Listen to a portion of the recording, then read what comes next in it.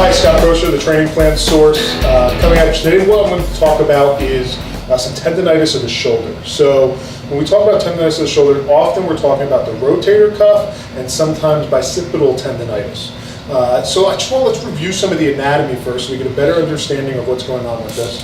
When we talk about rotator cuff, we often talk about our sits muscles.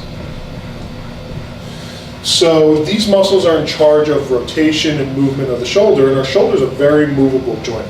So the S is the supraspinatus. Make sure I spell this right.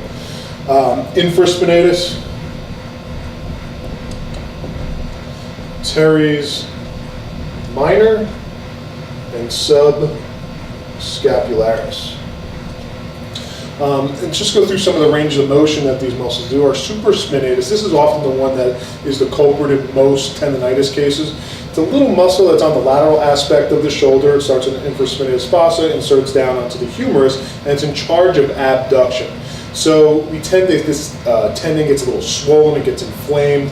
Sometimes we also, one of the reasons it's problematic is as we age, right here on the tip of the acromion, we start growing some extra bone down there. We get like a little bony spur right here on the tip of the shoulder that kind of aggravates that area as well, and sometimes almost like scratching it.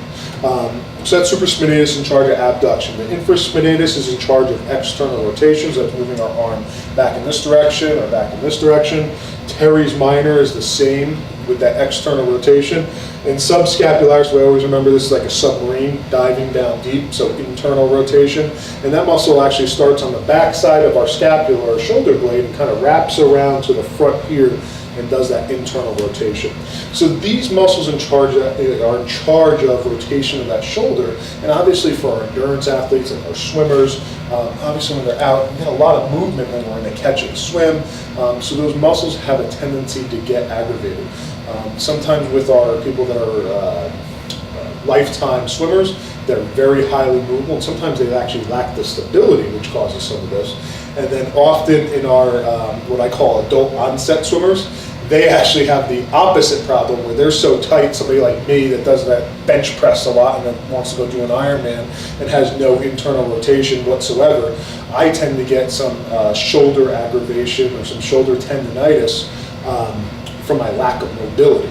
All right, so we got to kind of figure out what's going on here, and our plans kind of go at it from both angles to kind of see what came first, the chicken or the egg. One of the other things that we talk about kind of with the shoulder in this global region here is the biceps tendon. So our bicep actually, everybody thinks their bicep, they think curls, they think beach muscles, but we actually have one of these heads actually, the bicep actually comes up and inserts into the shoulder. So it sits in this groove right here. And obviously you can see from all that motion, this could get pretty aggravated. So this is an area of concern as well, and that biceps tendon is another area that we need to target, usually with some mobility and some prevention program. So if you want to learn more about this and maybe you suffer from this and kind of get on a plan to help you manage this, why don't you go to thetrainingplansource.com and download our biceps tendonitis or rotator cuff tendonitis program.